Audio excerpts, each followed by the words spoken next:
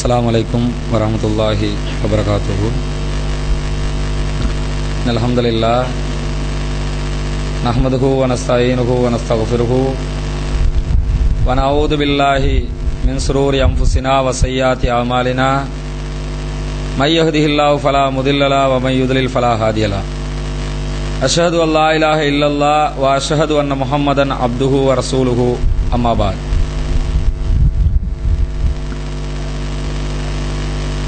பேரன்பிற்கினிய சகோதர சகோதரிகளே, தொடர்ச்சியாக இரவு தொழுகைக்கு பின்னால் நடந்து வரக்கூடிய இந்த நிகழ்ச்சியிலே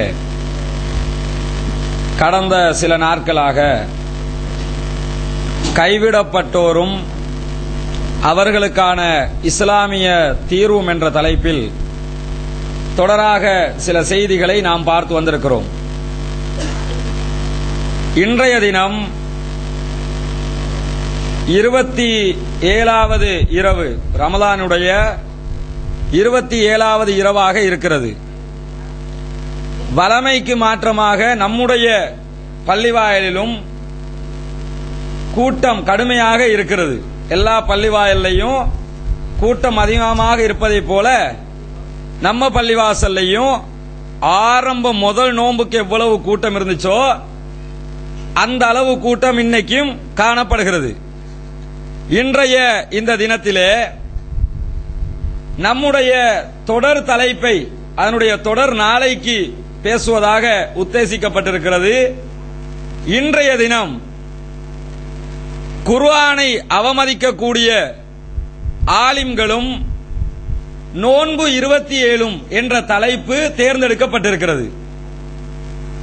இந்த தலைப்பு தேர்ந்தெடுக்கப்பட்டதற்கான காரணம் என்னவென்றால், பொதுவாகவே மனிதர்களுடைய ஒரு இயல்பு என்னவென்று சொன்னால், பாவம் செய்யக்கூடியவனாகத்தான் மனிதனை அல்லாஹ் தஆலா படைத்திருக்கிறான். இதிலே யாருக்கும் மாற்று கருத்தில்லை.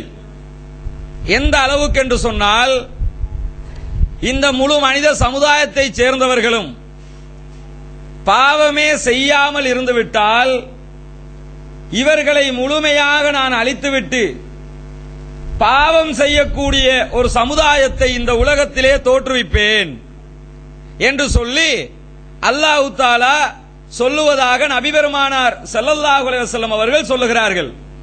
காரணம் என்னன்னா, எல்லாரும் பாவம் செய்யணும் என்று அவசியம் இல்லை. மனிதன் என்றால் பாவம் செய்யக்கூடியவன். பாவம் செய்பவர்களில் சிறந்தவர்கள் யார் என்றால், பாவத்திற்காக இறைவனிடத்தில் பாவ மன்னிப்பு தேடி தௌபா செய்யக்கூடியவர்கள் தான் என்று சொல்லி நபி பெருமானார் ஸல்லல்லாஹு அலைஹி வஸல்லம் அவர்கள் சொல்லி காட்டுகிறார்கள்.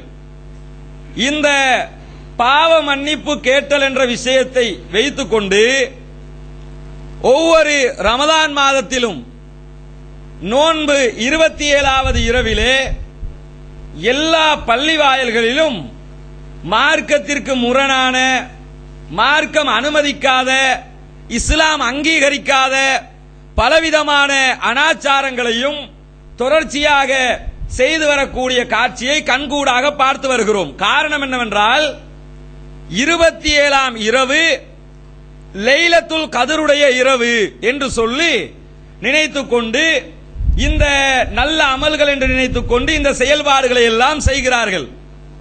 இப்படி செய்யக்கூடியவர்கள் முதலாவதாக மனதிலே எதை பதித்துக் கொள்ள வேண்டும் என்று சொன்னால், நோன்பு 27 பற்றிய இஸ்லாத்தினுடைய நிலைப்பாடு என்ன, லைலத்துல் கத்ர் என்றால் என்ன, லைலத்துல் கத்ரை பற்றி இஸ்லாமிய மார்க்கம் என்ன சொல்கிறது என்பதை பற்றியெல்லாம் நாம் ஆழமாகவும் தெளிவாகவும் விளங்கிக் கொள்ள வேண்டும்.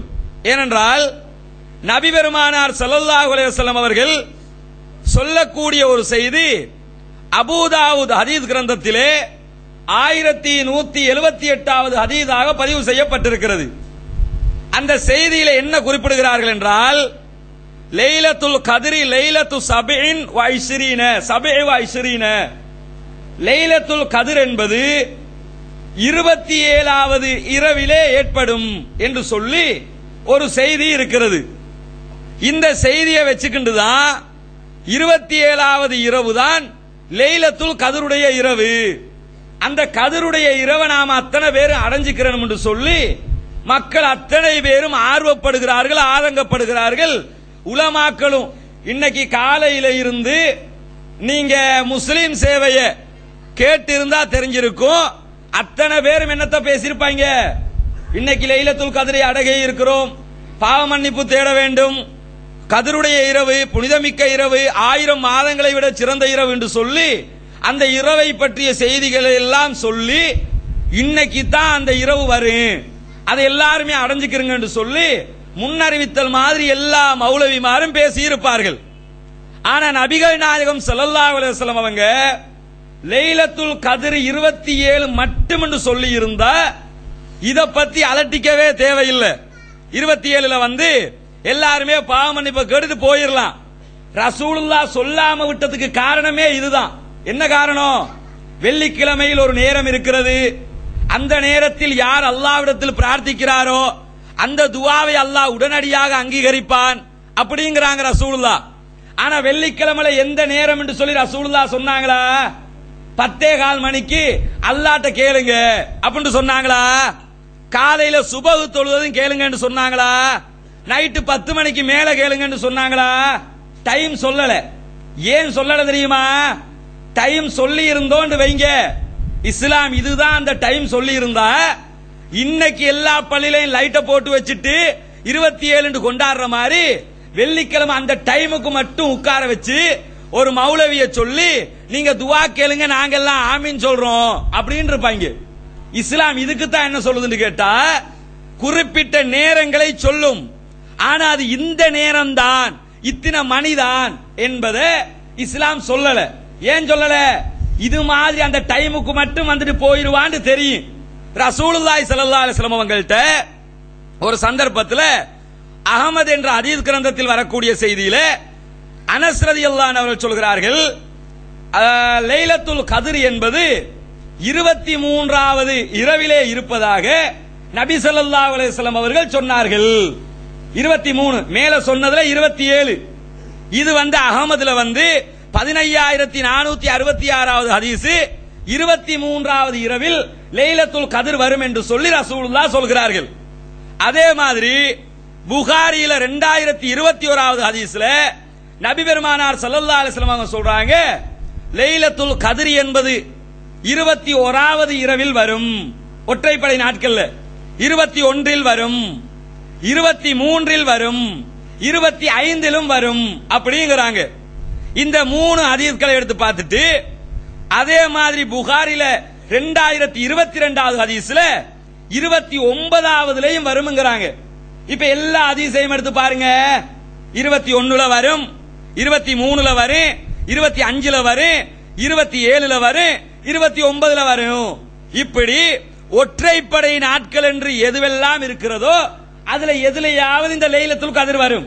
நமக்கு என்ன கடமை தெரியுமா? இந்த ஒற்றைப்படையான நாட்கள்ல நாம் அல்லாஹ்வுக்கு அதிகம் இபாதத்துக்களை செய்ய வேண்டும், பாவ மன்னிப்பு தேட வேண்டும். எல்லா ஒற்றைப்படை நாட்கள்லையும் சில நேரங்கள்ல 21லே லைலத்துல் கத்ர் வந்து போயிருக்கு, 23லே நம்மளை தாண்டி போயிருக்கலாம், 25லே நாம் அதை மிஸ் பண்ணி இருக்கலாம், சில நேரம் இன்னைக்காகவும் இருக்கலாம், சில நேரங்கள்ல 29ஆகவும் இருக்கலாம். யாருக்காவது தெரியுமா? நமக்கு தெரியாது. நம்ம கடமை என்ன? நாம ஒற்றைப்படை நாட்களில் குறிப்பாக இறுதி 10ல் நிறைய இபாதத்துக்கள் செய்யணும், ஒற்றைப்படை நாட்களில் அதிகம் இபாதத்துக்கள் செய்ய வேண்டும். இதுதான் மார்க்கம் நமக்கு சொல்லி இருக்கக்கூடிய தீர்ப்பே தவிர இன்னைக்கு மட்டும் கரெக்டாக அப்படியே லைட்ட பள்ளிவாசல் எல்லாம் பாத்தீங்கன்னா நம்ம நாட்டில் இருக்கக்கூடிய கொழும்புல இருக்கக்கூடிய பள்ளி எல்லாம் பாருங்க, கடைசி 10க்கு கல்யாண ஊடு மாதிரி ஆக்கி வச்சிருக்காங்க பள்ளிவாசல. என்னமோ லைட்டை தான் அல்லாஹ் வந்து பார்த்துட்டு மார்க் போட போற மாதிரி. எப்படி என்ன நினைச்சுக்கிட்டு இருக்காங்க பள்ளி நிர்வாக சபையினர்? இதை நன்காக கவனித்துக் கொள்ள வேண்டும். ஏன் அத்தனை சும்மா வேஸ்டா இல்லையா? அப்படி கலரா லைட்டை மாட்டி மாளிகாவத்த ரோட்ல போய் பாருங்க, ரோடு முழுக்க லைட்டை மாட்டி வச்சிருக்காங்க. வெளிச்சத்துக்கு லைட் மாற்றுறதுங்கிறது வேற, அது வரவேற்கத்தக்க ஒரு செய்தி. இஸ்லாத்தில் நன்மையும் இருக்கிறது. கலர் லைட்டை மாட்டி வச்சிருக்கிறீங்க, இதுல என்ன நன்மை இருக்குது? இதுல இஸ்லாம் இப்படி எங்கேயாவது சொல்லிச்சா? எல்லா பள்ளிவாசலுக்கு முன்னாடி கல்யாண வீடு மாதிரி லைட்டுகளை மாட்டி வச்சு ஆடம்பர விளக்குகளை ஒளிர விட்டு இது மாதிரி பல விதமான அனாச்சாரங்களை இந்த வெளிச்சத்தினால் மாத்திரம் செய்து கொண்டிருக்கிறார்கள். இது ஒரு பக்கம். இந்த 27 எடுத்துக்கிட்டு இந்த தலைப்பு தேர்ந்தெடுக்கப்பட்டதுக்கான காரணமே என்ன? அல் குர்ஆனை அவமதிக்கும் ஆலிம்கள் என்றால் பொதுமக்களை போய் குறை சொல்லி பிரயோஜனம் இல்ல. ஏன் பிரயோஜனம் இல்ல? பொதுமக்கள் இதுக்கு காரணமா? விளங்காம செய்யறதுனால அல்லாஹ் அவங்கள பிடிப்பா. அது வேற. தூண்டுறது யாரு? உலமாக்களா இல்லையா? இந்த இஸ்லாமிய மார்க்கத்தினுடைய தாற்பயம் தெரிந்தால் இந்த பிதுஅத்துகளை அனாச்சாரங்களை யாரும் செய்ய மாட்டார்கள். உதாரணத்துக்கு இன்னைக்கு பள்ளிவாசல்கள் எல்லாம் ஒரு போர்டு மாட்டி வச்சிருப்பாங்க, எல்லாரும் பார்த்திருப்பீங்க. இன்னைக்கு 27 அந்த போர்டு தானே. இணையதளங்கள் எல்லாம் இமெயில் அனுப்பிக்கிட்டு இருக்கிறாங்க. இந்த பள்ளி வாயிலில் இன்றைக்கு லைலத்துல் கத்ர் இரவு இந்த சிறப்பு நிகழ்ச்சிகள் இருக்கிறது அப்படின்னு சொல்லி இமெயில் அனுப்புறான், மெசேஜ் அனுப்புறான். பள்ளிவாசல்ல முன்னாடி போர்டு போட்டிருக்கிறான். சம்மங்கோட்டை பள்ளியை போய் பாருங்க, அங்க நம்ம ஊர் தெய்வல போய் எங்க எல்லாம் இருக்கிறீங்களோ எல்லா பள்ளிவாசலையும் பாருங்க. எல்லா இடத்துலையும் சிறப்பு தொழுகை, சிறப்பு பயான், சிறப்பு துவா, சிறப்பு பிரார்த்தனைன்னு சொல்லி ஒவ்வொரு தலைப்புல இந்த உலமா இவர் செய்வாரு, அவர் செய்வார், அவர் செய்வாரு, இதுக்குன்னு சொல்லி வெளிநாட்டு இறக்குமதி வேற. இன்னைக்கு அந்த தெவட்டக்காக இருக்குதுல்ல, தெவட்டக இஸ்லாமிய கண்ணோட்டத்தில் அது பள்ளி வாயல் கிடையாது. முதல்ல அதை நினைக்கிறேன்னு. தர்கா இருக்கக்கூடிய இடம் வணங்குவதற்கு தகுதியான இடம் அல்ல, முஸ்ரிக்கீன்களுடைய இடம். அது பள்ளி கிடையாது. நான் சொல்லல, இஸ்லாம் சொல்லுது வணங்கப்பட அல்லாஹ் அல்லாதவர்களை வணங்கக்கூடிய இடம் பள்ளி வாயல் அல்ல. அங்க போய் பாத்தீங்கன்னா ஈரானில் இருந்து சிறப்பு பிரச்சாரகர் அழைக்கப்பட்டிருக்கிறார். எதுக்கா? சிறப்பு பிரார்த்தனை 27 நோம்புல. இது வருவாயில ஒரு கூத்துகள் எல்லாம் பாத்தீங்கன்னா நேத்து பத்திரிகையில ஒரு அறிவிப்பு வந்திருக்குது. என்ன அறிவிப்பு? நோன்பு 27 முன்னிட்டு லைலத்துல் கத்ருடைய இரவை முன்னிட்டு மக்கமா நகரிலே ஜனாதிபதி மஹிந்த ராஜபக்ஷ அவர்களுக்காக சிறப்பு பிரார்த்தனை நடக்கிறது. யாருக்கு? ஜனாதிபதி மஹிந்த ராஜபக்ஷக்கு. அவர் அப்துல்லா தம்பி தானே.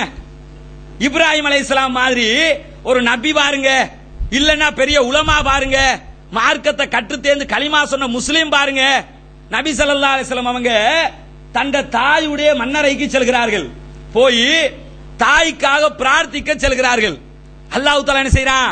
முஹம்மதே, தாய்க்காக பிரார்த்திக்க முடியுமா? தடுக்கிறான். ஏன் தடுக்கிறான்?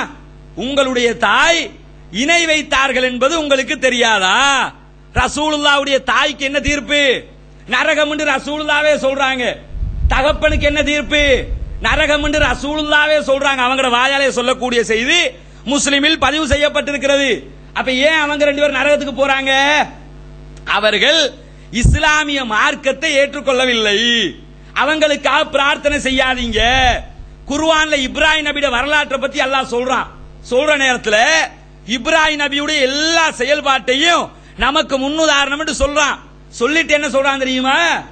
தந்த தகப்பனுக்காக அவர் பிரார்த்தனை செஞ்சாரு, அதை தடுக்கிறான் அல்லாஹ். இப்ராஹிமே, உங்க தகப்பனுக்காக நீங்க பிரார்த்தனை செய்யக்கூடாது. ஏன்? அவர் முஸ்லீம் இல்ல.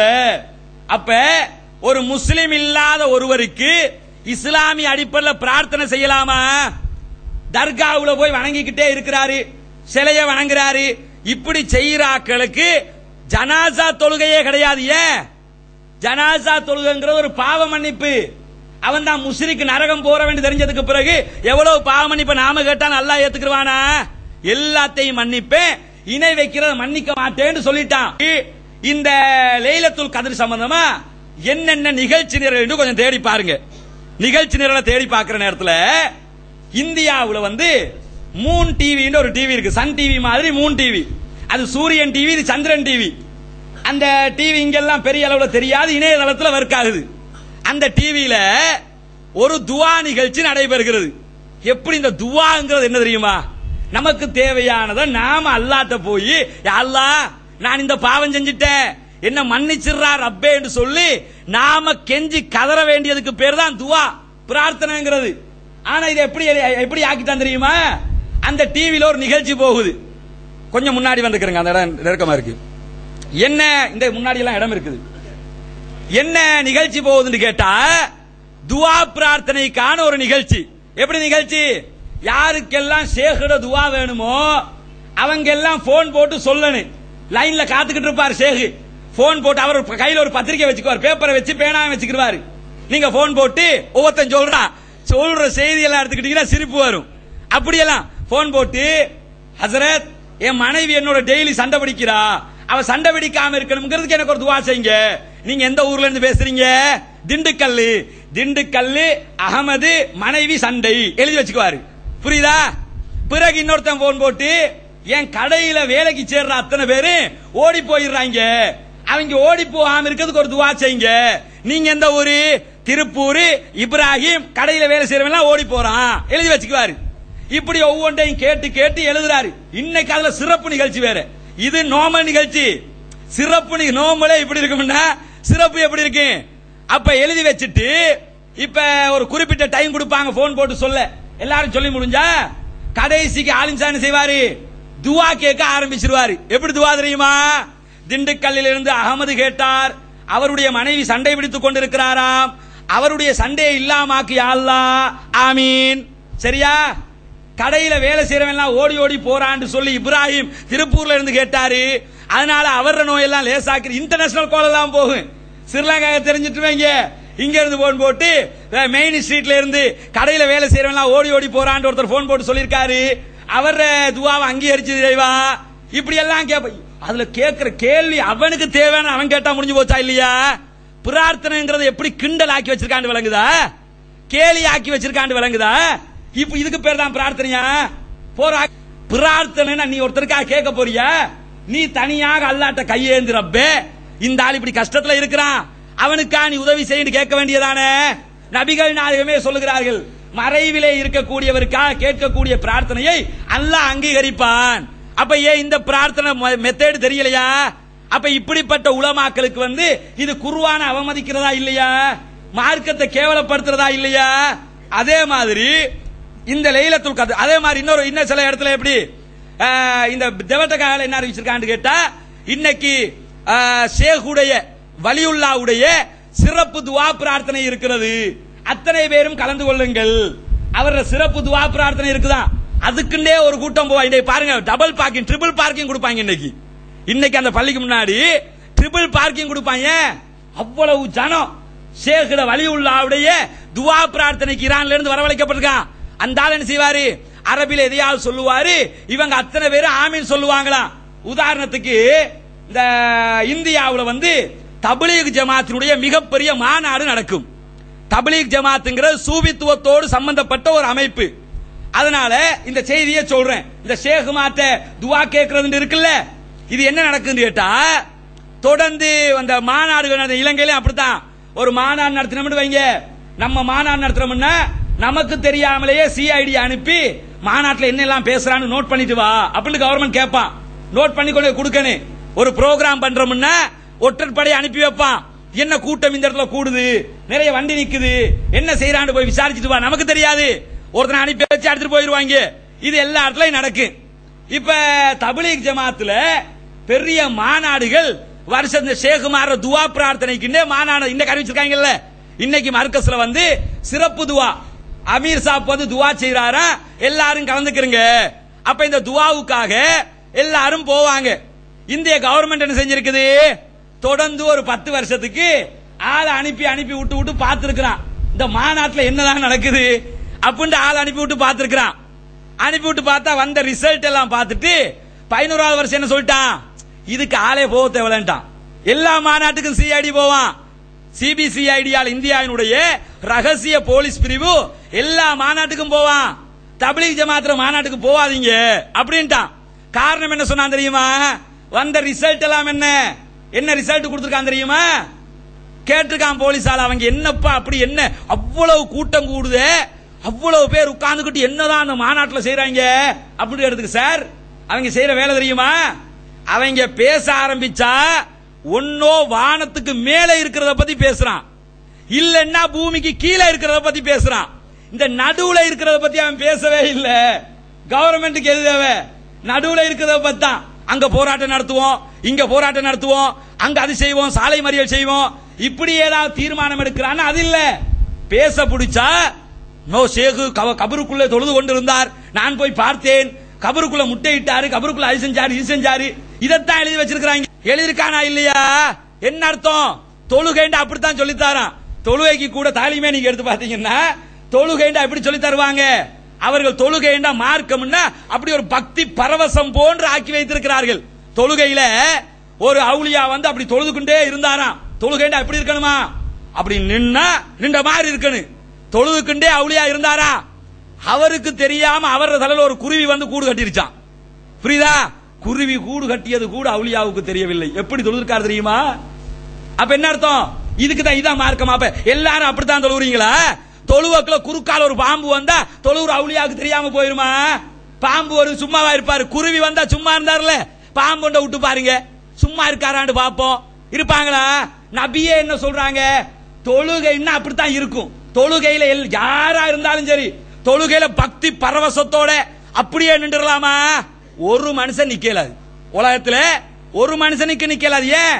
அதான் இஸ்லாம் அப்படித்தான் சொல்லி தந்திருக்குது. தக்பீரை கட்டி முடி எல்லாம் ஞாபகத்துக்கு வருதா? வரத்தான் செய்யும். காரணம் என்ன? ரசூலுல்லாவே தக்பீரை கட்டி செலாத்தை கொடுத்துட்டு ஓடி போறாங்களே வீட்டுக்குள்ள, ஓடி போய் ஒரு வெள்ளி கட்டி எடுத்துட்டு வராங்க. வந்து என்ன சொன்னாங்க? இது என் வீட்டுக்குள்ள வச்சிருந்தேன் ஜக்காத் நிதி, தொழுதுகிட்டு இருக்கலாம் ஞாபகத்துக்கு வந்துச்சு.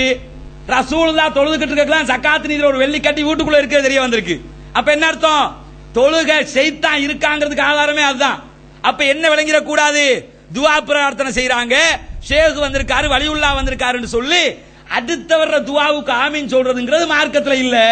அப்படி இருக்கும்னா நபியே நாம் என்ன செஞ்சிருக்கணும்? 27 இரவுக்கு எல்லா சஹாபாக்களையும் கூப்பிட்டு வச்சு எல்லா அவுலியாவுக்கும் பெரிய அவுலியா அவர் தானே, அவர் என்ன செஞ்சிருக்கணும்? வாங்கப்பா நான் துவா கேட்கிறேன் எல்லாரும் ஆமீன் சொல்லுன்னு சொல்ல வேண்டியதானே? சொன்னாங்களா? எங்கேயும் கிடையாது. அது மட்டும் இல்ல, வருஷா வருஷம் சொல்ற ஒரு விஷயம் தான், அந்த பள்ளிவாசல்கள்ல தௌபான்னு கேட்பாங்க. தௌபாவுக்கு நீங்க போய் பாருங்க. தௌபாண்டு மௌலவி என்ன செய்ய இன்னைக்கு நைட்டுக்கு ஸ்பெஷலே அதுதான் தௌபா. ஏன்? கிறிஸ்தவ மதத்தை எடுத்துக்கிட்டீங்கன்னா ஆரம்பத்தில் சொன்னதை போல ஒருத்தன் பாவம் செஞ்சுட்டா ஃபாதர்ட்ட போய், ஃபாதர் நான் ஒருத்தையோட விபச்சாரம் பண்ணிட்டேன், அப்படியா? கர்த்தர் உன்னை மன்னிப்பாராக ஆமன் அப்படிம்பா, முடிஞ்சு போச்சு. கர்த்தர் மன்னிப்பாராக ஆமன் சொல்லிட்டா என்னதான்? விபச்சாரம் செஞ்சது கழிஞ்சு போச்சுன்னு அர்த்தமா? கோயிலுக்கு போய் இந்துக்கள் என்ன செய்வாங்க? நான் ஒருத்தன் வந்து களவெடுத்துட்டானா உண்டியலுக்குள்ள 10,000 ரூபாய் காசை போட்டு விட்டான்னா களவெடுத்தது கழிஞ்சு போகும். நம்ம மார்க்கத்தில் எப்படி இதை பார்த்தாங்க? கிறிஸ்டியன்ஸுக்கு அப்படி இருக்குது, இந்துக்களுக்கு இப்படி இருக்குது, பௌத்தர்களுக்கும் இருக்குல்ல. அப்ப நமக்கு மட்டும் இல்லையே, நாம என்ன செய்யணும்? 27 தௌபான்னு வச்சுக்கிருவோம். சரியா போச்சா? வருஷம் முழுக்க எல்லா பாவத்தையும் செய்யி, இந்த வருஷம் மட்டும் 27க்கு மட்டும் வந்துரு, தௌபாவுல கலந்துக்க, அல்லாஹ் எல்லாத்தையும் மன்னிச்சிருவான். எப்படி மன்னிப்பான்? தௌபாவை எடுத்துக்கிட்டீங்கன்னா பாவ மன்னிப்புன்ற பேர்ல முதல்ல ஒருத்தர் கேட்க மத்தவங்க ஆமீன் சொல்றதுக்கு எந்த ஆதாரமும் இல்ல. ஃபர்ஸ்ட் விஷயம் அதை விளங்கப்படுத்துறது இந்த நோக்கம் அல்ல. ஆனா அந்த தௌபாவுல கூட ஒரு காமெடி நடக்கும் பாருங்க. துஆவை வந்து இன்ட்ரெஸ்டா சொல்லுவாங்க. எல்லாரும் போறதுக்கு காரணம் என்ன தெரியுமா? ரப்பனா ஆத்தினா ஃபித் துன்யா ஹஸனா அப்படிம்பாங்க. நாம ரப்பனா ஆத்தினா ஃபித் துன்யா ஹஸனான்றுவோம். அவன் ரப்பனா ஆத்தினா ஃபித் துன்யா அண்ட் எல்லாத்தையும் யா நா எடுக்கல. எல்லாருக்கும் ஒரு இன்ட்ரெஸ்ட் பட்டுது. என்ன அருமையா தௌபா செய்யறாரு. அந்த தௌபாவோட லட்சணம் தெரியுமா? அந்த தௌபாவுல என்ன சொல்லுவான்? நம்ம மக்களை எப்படி பழக்கி வச்சிருக்காங்க தெரியுமா? ஒட்டச்சி பழக்கி வச்சிருக்காங்க. வேர்க்காம இருக்கிறதுக்கு ஒட்டச்சி பழக்கி வச்சிருக்காங்க. அப்படி ஓவரா சில இடங்கள்ல அல்லாஹூ அல்லாஹூன்னு ஹூ போட ஆரம்பிச்சிருவாங்க. தரிகாவுல போனீங்கன்னா இன்னைக்கு இரவுக்கு என்ன அதுக்கு பேர் வந்து கடவுளை நெருங்குறாங்களாம். ஃபர்ஸ்டுக்கு அல்லாஹூ அல்லாஹூன்னு ஆரம்பிப்பான். கடைசியில் எப்படி ஆகும்? பேர் விலைக்கு போங்க, காலிக்கு போங்க, மாத்திரைக்கு போங்க, தேவட்ட காயக்கே போங்க. இன்னைக்கு நைட்டுக்கு அது இருக்குது. சுத்தி வளைச்சு அப்படி கையை கோர்த்துக்குருவாங்க. கோர்த்துக்கிட்டு ஆரம்பம் எப்படி? அல்லாஹூன்னு தெளிவா ஆரம்பிக்கும். ஆரம்பிச்சுட்டு அல்லாஹூ அல்லாஹூ லஹூ லஹூ ஹூ ஹூ ஹூண்டாயிரும். கடைசிக்கு அது என்ன பக்தி பரவசத்துல உச்சாணி கொம்புல போய் நிக்கிறாங்களாம். Who who who. இதுதான அல்லாஹூன்றதுல ஹூ மட்டும் தான் கேட்கும். இதுக்கு பேர் தௌபாவா? இதுக்கு பேர் பாவ மன்னிப்பா? பாவ மன்னிப்பு தனியா மௌலவி துஆ கேட்பார்ல, அதுல எப்படி கேட்பாரு? ஒட்டச்சி கேட்பார்ல. அல்லாஹும்ம ரப்பேன்ற அர்த்தம், இறைவான்ற அர்த்தம். இறைவா ஆமீன் அப்படிம்பாங்க. ஆமீன் என்ன அர்த்தம்? அப்படியே ஆக்குன்ற அர்த்தம். அப்படி ஆக்குற பொருள் நீங்க விளங்கிக்கிறீங்க. எப்படி விளங்கணும்? புதிய ஆக்கள் நிறைய பேர் வந்திருப்பீங்கல்ல, அங்க போகாம இங்க வந்த ஆக்கள் தெளிவான சத்தியத்தை புரிஞ்சுக்கிறதுக்காக சில ஆக்களுக்கு பழைய செய்தின்னு கூட விளங்கலாம். புதுசாக யாரோ வந்திருந்தாங்கன்னா அவங்க விளங்கிக்கிறனும் பழையாக்களும் விளங்கிக்கிறனுங்கிறதுக்காக சொல்றேன். எப்படி துவா கேட்பாங்க? அல்லாஹும்ம இந்தக்குல ஆமீன் அப்படியுமா, இறைவா அப்படியே ஆக்கு. அவர் விட்டு விட்டான்னு சொல்லுவாரு, அவர் இறைவா பாரு. இவங்க அத்தனை பேரும் அப்படியே ஆக்கு, இறைவா அப்படியே ஆக்கு. அப்படின்னா என்ன? சாப்பிட போறேன் அப்படியே ஆக்கு. அது மாதிரி இருக்கா இல்லையா? அதுல என்ன காமெடி தெரியுமா? தொடர்ச்சியாக அந்த துவாவுல என்ன சொல்லி வருவாங்கன்னு கேட்டா, ரப்பனா, ரப்பனா என்றாலும் இறைவான்ற அர்த்தம், எங்கள் இறைவா. ஆமீன் அப்படியே ஆக்கு. லலம்னா அன்புசனா, எங்களுக்கு நாங்களே அநியாயம் இழைத்துக் கொண்டோம். ஆமீன் அப்படியே ஆக்கு. இதுதான் தௌபா. தௌபா எதுக்கு கேட்க போறான் தெரியுமா? மன்னிப்பு வழங்கி திருந்தி வர்றதுக்காக போறான். போற அத்தனை பேரும் எதுக்கு போறான்? இவ்வளவு காலமா செஞ்சதையெல்லாம் கழிச்சிட்டு வர்றதுக்கு. ஆனா அங்க போய் டபுள் சார்ஜ் ஏத்திட்டு வர்றாங்க. எப்படி ஏத்திட்டு? ரப்பனா அப்படியே ஆக்கு, லலம்னா அன்புசனா, எங்களுக்கு நாங்களே அநியாயம் இழைத்துக் கொண்டோம். ஆமா அது உண்மைதான், அப்படியே ஆக்கிரு. சரியா? இதுக்கு பேர் தௌபாவா? இதத்தான் இஸ்லாம் தௌபான்னு சொல்லி தந்துச்சா? இதத்தான் ரசூலுல்லாஹ் கற்று தந்தாங்களா? இதுக்கு தான் இஸ்லாம் லைலத்துல் கத்ர உண்டாக்கிச்சா? தௌபா ரசூலுல்லாஹ் எங்கேயாவது இப்படி செஞ்சாங்களா? அப்ப என்ன விளங்கனே? குர்ஆனை அவமதிக்கிறார்கள், மார்க்கத்தை கேலி கிண்டல் செய்கிறார்கள், மார்க்கத்தை கேவலப்படுத்துகிறார்கள் என்பது விளங்குதா இல்லையா? இந்த இஸ்லாமிய மார்க்கத்துல இந்த இஸ்லாத்தை நபி பெருமானார் ஸல்லல்லாஹு அலைஹி வஸல்லம் அவர்கள் மக்களுக்கு மத்தியில கொண்டு போறதுக்கு என்ன பாடுபட்டாங்க? இன்னைக்கு இந்த கழுத்தறியா கழுபோவிட்ட தெஹிவலைக்கு அடுத்து நினைக்கிறேன், கரெக்டான இடம் ஞாபகம் இல்ல, ஒரு பள்ளிவாசல் இருக்கு. அங்க இன்னைக்கு எங்கது குர்ஆனை முழு குர்ஆனை ஓதுவாங்களே, கழுபோவில நினைக்க எங்கன்னு தெரியல. அந்த பள்ளிவாசல் என்ன செய்வாங்க? முழு குர்ஆனை இன்றைக்கு ஓதுவாங்க. 27 முழு குர்ஆன ஒரு நாள்ல ஓதலாமா? முதல்ல மார்க்கத்திலே ஓதக்கூடாது. ஓத ஏழுமா? அவங்க ஓதிடுவாங்க. ஏன் ஓதுவாங்க? மையத்து வீட்டுல போய் ஓதுறத பாக்குறீல்ல, யாசீன் கேட்கும். அடுத்து என்ன செய்யும்? யாசீன் வயலையும் துரிஜாவும் கேட்கும். எட்டையில நடக்கலாம், அப்படி மின்னல் வேகத்துல போயிரும். யாசீன் அல் குர்ஆன் இலக்கியம் போய் வயலை துரிஜாவும். சரி, முடிஞ்சு போச்சு. இது மாதிரி குர்ஆனை இன்றைக்கு முழு ஒரு நாள்ல என்ன செய்வான்? 27ங்கிறதுக்காக தேவட்ட காயில நடக்கும். 27ங்கிறதுக்காக முழு நாள்ல ஒரு நாள்ல முழு குர்ஆனை ஓதுவார்கள். ரசூலுல்லாஹி ஸல்லல்லாஹு அலைஹி வஸல்லம் சொல்றாங்க, அதாவது அம்ர் இப்னு அப்துல்லாஹ் இப்னு அம்ர் ரலியல்லாஹு அன்ஹு சொல்றாங்க, புகாரில வரக்கூடிய ஹதீஸ் 3054. ரசூலுல்லாஹ் சொல்றாங்க, அம்ரை கூப்பிட்டு ஒவ்வொரு மாசமும் ஒரு குர்ஆனை ஓதி முடிச்சுக்க, ஒரு மாசத்துக்கு வேணும்னா ஒரு குர்ஆனை ஓதி முடிச்சுக்க அப்படின்னு சொல்லி சொல்றாங்க. சொன்னதோட அவர் கேட்கிற சொல்றாரு, எனக்கு அதை விட குறைஞ்ச டைம்ல ஓதி முடிக்கிறதுக்கு எனக்கு சக்தி இருக்குது, என்னால ஓத ஏழு அப்படிங்கிறாங்க. அப்ப ரசூலுல்லாஹ் சொல்றாங்க, அப்படி உனக்கு முடியும் சொன்னா 7 நாளைக்குள்ள ஓதி முடிச்சுக்க, அதுக்கு குறைக்காது. 6 நாள்ல முழு குர்ஆனை முடிப்பேன், 5 நாள்ல முழு குர்ஆனை முடிப்பேன், விளையாட்டு காட்ட போயிடாத. குர்ஆனை ஓதி முடிக்கிறதா இருந்தா கூட 7 நாள்ல ஓதி முடிச்சுக்க. ஒரே நாள்ல ஓதுற வேலைங்கிறது மார்க்கத்துல இல்ல. அதுல கூட இன்னொரு சகோதரர் சொல்றாரு, அதுல இன்னொரு காமெடி நடக்குமா? டேலண்ட காட்டுறாரு. என்ன டேலண்ட்? முதல் தடவை அலிஃப் லாம் மீம் ஓதிடுவாரு அந்த பக்கமா, திருப்பி பேக்ல போவாராம் குர்ஆனை ஓதி பின்பகுதியால. கேவலப்படுத்துறாங்க. தெளிவா விளங்குதா இல்லையா? இப்படி இஸ்லாமிய கவர்மெண்ட்ல இப்படி ஒன்று செஞ்சா அவனுக்கு என்ன தண்டனை? இப்படி செய்யலாமா? முதல்ல அலிஃப் லாம் மீம் அலிஃப் லாம் மீம் தான் ஓதக்கல, திருப்பி அவர் டேலண்ட காட்ட எப்படி அலிஃப் லாம் மீம் ஆயிச்சா மீம் லாம் அலிஃப் ஓதுவாராம். இங்க வலல்லாலின்னு முடிச்சா வலல்லாலின்னுங்கிற அப்படி பின்னாடி போவாரு. குர்ஆன்ல அல்ஹம்து சூரா அப்படி அல்ஹம்துலில்லாஹி ரப்பில் ஆலமீன் அர்ரஹ்மானிர் ரஹீம் அப்படித்தானே போவேன். இவ எப்படி ஓதுவாரு? அப்படி பின்னாடி இருந்து அப்படி முன்னாடி வருவாரு. கேட்டா லைலத்துல் கத்ர சிறப்பாக்குறாங்களாம். இதுக்கு பேர் தான் சிறப்பாக்குறதா? இவங்களுக்கு அல்லாஹ்வோட சாபம் இறங்குமா இல்லையா? அல்லாஹ்வோட வேதத்தை விட விளையாடுறாங்களா இல்லையா? மார்க்கத்தை கேவலப்படுத்துறாங்களா இல்லையா? அப்ப லைலத்துல் கத்ர்ன்ற பேர்ல நடக்கக்கூடிய காரியங்கள் எல்லாம் இதுதான். இஸ்லாமிய வரலாற்றை எடுத்துக்கிட்டீங்கன்னா, இந்த இஸ்லாத்தை சொல்றதுக்காக நபி பெருமானார் ஸல்லல்லாஹு அலைஹி வஸல்லம் அவர்கள் இந்த மக்களை உருவாக்குவதற்காக பட்ட பாடு இருக்குது. சுப்ஹானல்லாஹ். ஒரு சந்தர்ப்பத்தில் அம்ர் இப்னு முர்ரா ரலியல்லாஹு அன்ஹு கூப்பிட்டு ரசூலுல்லாஹி ஸல்லல்லாஹு அலைஹி வஸல்லம் அவங்க சொல்றாங்க, அம்ரே இக்ரா அலைய, எனக்கு குர்ஆனை ஓதி காட்டுங்க அப்படிங்கிறாங்க. சொன்னதோட அம்ர் இப்னு முர்ரா ரலியல்லாஹு அன்ஹு என்ன செய்றாங்க தெரியுமா? நான் ரசூலுல்லாஹ்ட்ட கேக்குறாங்க, யார் ரசூலுல்லாஹ், அக்ரா அலைக்க வலைக்க உன்சில், உங்களுக்கு தானே குர்ஆனை இறங்குது, உங்களுக்கு நான் போய் குர்ஆனை ஓதி காட்டவா? கேள்வி சரிதானே? ரசூலுல்லாஹ்க்கு தான் குர்ஆன் இறங்குது, ரசூலுல்லாஹ்வுக்கே குர்ஆன் ஓதி காட்டணுமா? ஹோட்டலுக்கு சாப்பிட போறிய, சாப்பிட போனா சாப்பாட்டை யாரு போடணும்? வெயிட்டர் தானே. வெயிட்டர் உங்கள்ட்ட என்ன சொல்றாரு? உட்கார்ந்துகிட்டு எனக்கு சாப்பாடு போடுங்கிறார். என்ன கேப்பிய? நீ தான்டா எனக்கு சாப்பாடு வைக்கணும், நான் உனக்கு எப்படி சாப்பாடு வைப்பேன்னு கேட்போமா இல்லையா? அது மாதிரி ரசூலுல்லாஹ்ட்ட சஹாபி கேட்கிறார், யார் ரசூலுல்லாஹ், உங்களுக்கு தானே குர்ஆன் இறங்குது, உங்களுக்கு போய் நான் எப்படி ஓதி காட்டுவேன்? நான் ஓதித்தான்ப்பா இவ்வளவு நாளா நான் கேட்கிறேன், ஒரு நாளைக்கு நீங்க ஓதுங்க நான் கேட்கணும் அப்படின்ட்டாங்க. அப்ப அவர் சொல்றாரு, ஃபகரவுது அலைஹி சூரத்துன் நிசா, நான் சூரா நிசாவை ஓத ஆரம்பித்தேன். சூரத்து நிசாவை ஓதிக்கிண்டே வர்றாங்க அம்ர் இப்னு முர்ரா ரலியல்லாஹு அன்ஹு. ரசூலுல்லாஹ் இனிமையா உட்கார்ந்து கேட்டுக்கிட்டு இருக்காங்க. கேட்டுக்கிட்டு இருந்த ரசூலுல்லாஹ் திடீர்னு ஒரு வசனம் வரக்கல, அம்சிக் நிறுத்துங்கங்கறாங்க.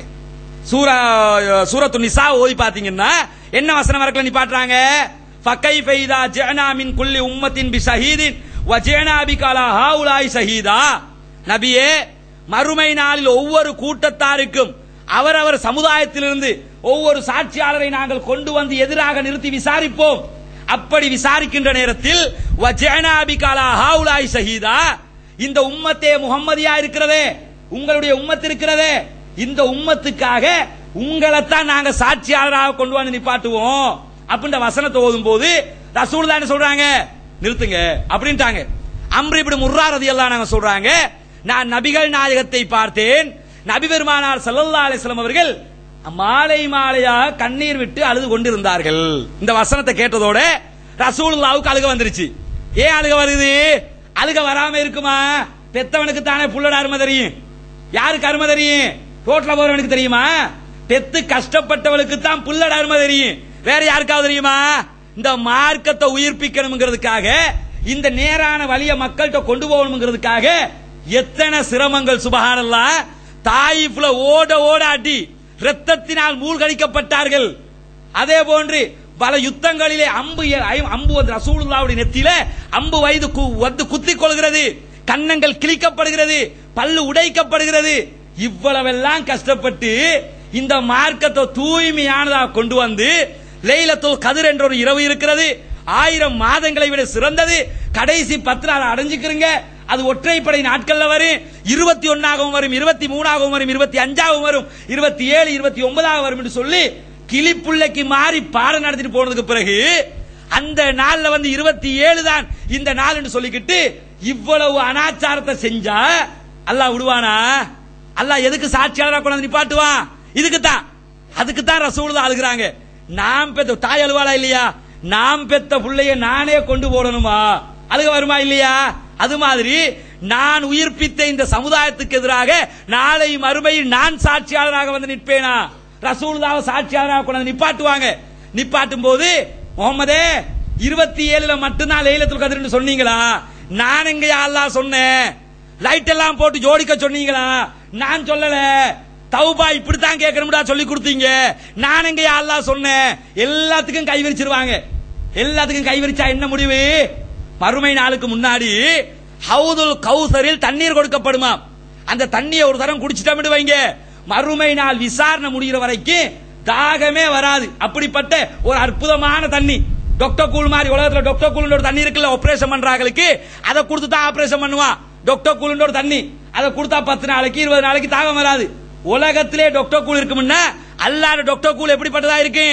அது மாதிரி ஒரு தண்ணியாக்கு. அந்த தண்ணிய எல்லாரும் குடிச்சுக்கிட்டு இருப்பாங்க. ஒரு கூட்டத்துக்கு மட்டும் கொடுக்காம மலக்குமார் அடித்து துரத்துவார்கள். அப்ப நபி பெருமானார் ஸல்லல்லாஹு அலைஹி வஸல்லம் சொல்லுவாங்க, யா உம்மத்தி, ஏண்ட உம்மத்துங்க அவங்க, அவங்களை ஏன் அடிச்சு துரத்துறீங்க? அவர்கள் என்னுடைய சஹாபாக்கள், அஸ்ஹாபி, என்னுடைய தோழர்கள், அவர்களை ஏன் அடித்து துரத்துகிறீர்கள்? யா ரசூலல்லாஹ், அல்லாஹ்வின் தூதரே, நீங்க மௌத்தாயிட்டீங்க. உங்க மௌத்துக்கு பிறகு இவங்க எதையெல்லாம் மார்க்கத்தில் உண்டாக்கினாங்கிறது உங்களுக்கு தெரியாது. மஹிந்த ராஜபக்செல்லாம் துவா உருவாக்கினாங்க, அதுக்கு தான் அடிச்சு துரத்துறோம். 27ல ரப்பனா ஆத்தினா வித்துனியா ஹசனாங்கிறத மாத்தி மாத்தி உழப்பினாங்க, அதுக்கு தான் அடிச்சு துரத்துறோம். தௌபா என்ற பேர்ல எல்லா மக்களையும் ஏமாத்தினாங்க, அதுக்கு தான் அடிச்சு துரத்துறோம். டெலிபோன்ல போன் பண்ணி நாங்க துவா கேட்கிறோம் ஏமாத்தினாங்க, அதுக்கு தான் அடிச்சு துரத்துறோம். அடிச்சு துரத்துறதுக்கு பதில் தெரியுதா? அடித்து துரத்தப்படுவார்கள். இதையெல்லாம் நினைச்சுதான் ரசூலுல்லாஹி ஸல்லல்லாஹு அலைஹி வஸல்லம் அவங்களுக்கு அவங்களை அறியாமலே அழுக வந்துருச்சு. இந்த வசனத்தை கேட்டுட்டு வஜஅனா பிக அலா ஹாஉலாஇ ஷஹீதா, இந்த உம்மத்துக்கு எதிராக உங்களையே நாங்கள் சாட்சியாளராக கொண்டு வருவோம் இடத்துல இந்த உம்மத்துக்கு எதிராக நானே சாட்சியாளனா சொல்லி நபி பெருமானார் ஸல்லல்லாஹு அலைஹி வஸல்லம் அவர்கள் அவர்களை அறியாமல் அழுது விடுகிறார்கள். அப்ப இந்த செய்தியில இருந்து என்ன விளங்குது?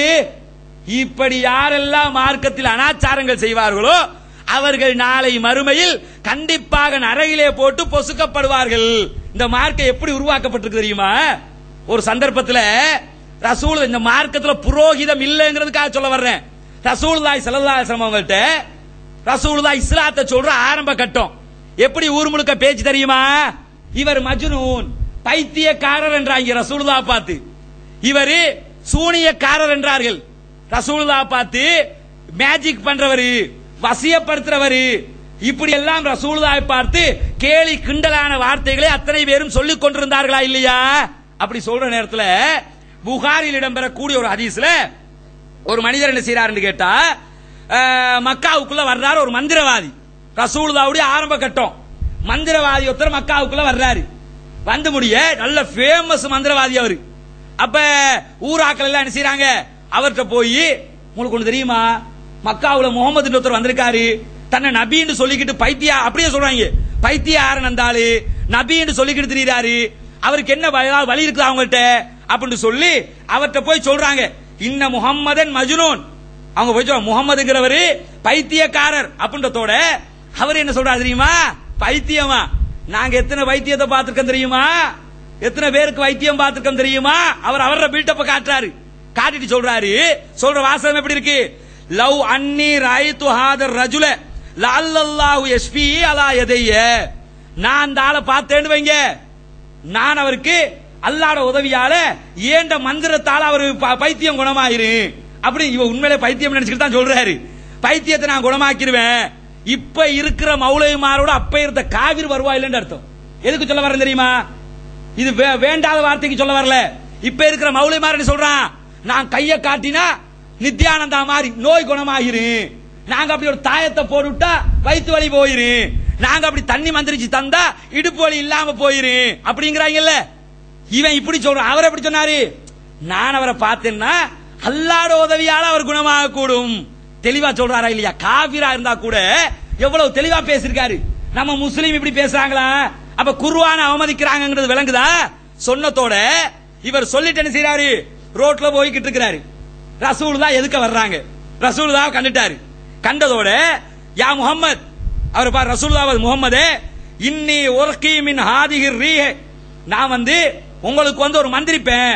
நான் உங்களை என்னால என்ன செய்யலேன், உங்களை மந்திரிச்சு உங்களுக்கு என்னுடைய கையால் அல்லாஹ் நாடினால் உங்களுக்கு நான் நோயை குணமாக்க முடியும், பைத்தியம் தெளிஞ்சிரு, உங்களுக்கு நான் நோய்க்கு மருந்து செய்யவா அப்படின்னு சொல்லிட்டு மருந்து செய்ய போறாரு, மந்திரிக்க போறாரு. ரசூலுல்லாஹ் என்ன செய்றாங்க தெரியுமா, உடனே அப்படி இடையில நின்று, நீ மந்திரிக்கிறதா, நான் உனக்கு சொல்றேன் பாரு அப்படின்னு சொல்லிட்டு, யார்கிட்ட மந்திரிப்பு, அல்லாஹ் தூதத்தையா? ஃப்ராடுத்தனம் யார்கிட்டனாலும் பண்ணலாம். ஃப்ராடுத்தனத்தை பத்தி தெரிஞ்சவன்ட்ட போய் ஃப்ராடுத்தனம் பண்ணலுமா? உதாரணத்துக்கு ஜின்னு வச்சிருக்கேன் மண்ணு வச்சிருக்கேன்னு நம்மளே ஏமாத்தேலு. இஸ்மாயில் ஹசரத் இருக்காருல்ல, ஜின்னு வச்சிருக்கிற, ஜின்னு பெட்ரோல் இல்லாம வண்டி ஓட்டுவாராம். என்ன சொல்றாங்க, பெட்ரோல் இல்லாம நடுக்காட்டுல போய் டிவிஎஸ் ஸ்கூட்டி நின்றுச்சான், பெட்ரோல் இல்லாம ஜின்ன வச்சு ஓட வச்சாராம். நடுக்காட்டுல போய் நின்றுச்சுல்ல, மிஹின் லங்கா 6 மாசமா ஓடாம நின்றுச்சு. ஏன் ஓட்ட முடியல? மீன் லங்கா நின்றுச்சுல்ல, மீன் லங்கா பிளைட் இருக்குல்லங்க, நஷ்டத்துல 500 மில்லியன் நஷ்டம் சொல்லி நிப்பாட்டி வச்சிருந்தான். இப்போ ஓடுது, அது வேற செய்து, அதை ஓட்ட வைக்க வேண்டியதான ஜின்னால. பெட்ரோல் தேவை ஒன்றும் மண்ணும் தேவை, பெட்ரோல் மன்னார்ல போய் குழி தோண்டிக்கிட்டு இருக்கிறான், பெட்ரோல் தேவை. எதுக்கு பெட்ரோல் எதுக்கு டீசல் கேட்கிறேன். இஸ்மாயில் ஹசரத் இருக்காருல்ல, பேரை சொல்லி எதுக்கு சொல்றேன், அவர் தான் ஃபேமஸ். அப்ப அவர்கிட்ட போய் நீங்க யாராவது சொல்லி பாருங்க, எங்கிட்ட ஜின்னு இருக்குண்டு. இப்ப நான் போய் அவர்கிட்ட போய், ஹசரத் நீங்க வச்சிருக்க ஜின்னு சிறுசாக்கு, நான் அதை விட பெருசு வச்சிருக்கேன்னா சிரிச்சிருவாரு. ஏன் சிரிச்சிருவாரு தெரியும், நம்மள மாதிரி ஒருத்தன் தான் இவனு விளங்கிக்கிறோம். ஏன் நானே பெரிய ஜின்னு, நானே எல்லாரும் இப்படி பண்ணிக்கிட்டு இருக்கிறேன், எனக்கிட்ட ஜின்னா. அப்ப என்ன அர்த்தம், அவரை கண்டா ஆளுக்கால கண்டா விளங்கிருமா இல்லையா? ரசூலுல்லாஹ் அப்படியா? ரசூலுல்லாஹ் அல்லாஹ்வுடைய தூதர், நேரடியா வகி வருது. ரசூலுல்லாஹ் என்ன செய்றாங்க, எங்கிட்ட உங்களை நீங்க மந்திரிக்க புரியலா? உடனே நபி பெருமானார் ஸல்லல்லாஹு அலைஹி வஸல்லம் அவங்க அவரை பார்த்து, இன்னல் ஹம்துலில்லாஹ் நஹ்மதுஹு வ நஸ்தஈனுஹு வ நஸ்தக்ஃபிருஹு இருக்குல, பயானுக்கு முன்னாடி சொல்லுவோம்ல, அது அப்படியே சொல்றாரு. இது ஒரு தடவை சொன்னதோட அவர் அப்படி பார்த்துட்டு மலைச்சு போயிருந்து இன்னொரு வாட்டி சொல்லுங்க பாப்போம் அப்படிங்கிறாரு. ஒரு தடவை தான் சொன்னாங்க, அதுல என்ன இல்ல அல்லாஹ் புகழ்ற செய்தியா இருக்குது, இன்னொரு வாட்டி சொல்லுங்களே அப்படின்னாங்க. உடனே அவர் என்ன செய்யறாரு, திருப்பி ரசூலுல்லாஹி ஸல்லல்லாஹு அலைஹி வஸல்லம் அவங்களுக்கு திரும்ப சொல்லி காட்டுற, இன்னல் அல்ஹம்துலில்லாஹ் சொல்லி காட்டுறாரு. திரும்ப கேட்டுட்டு முகமதே இன்னொரு தடவை சொல்லுங்களேன். 3 தடவை திருப்பி 3 தடவை சொல்றாங்க. 3 தடவை சொன்னதுக்கு பிறகு ரசூலுல்லாஹ் பார்த்து சொல்றாரு, லக்கது சமீஅத்து கௌலல், நான் சூனியக்காரண்ட பேச்ச கேட்டுக்கிறேன்.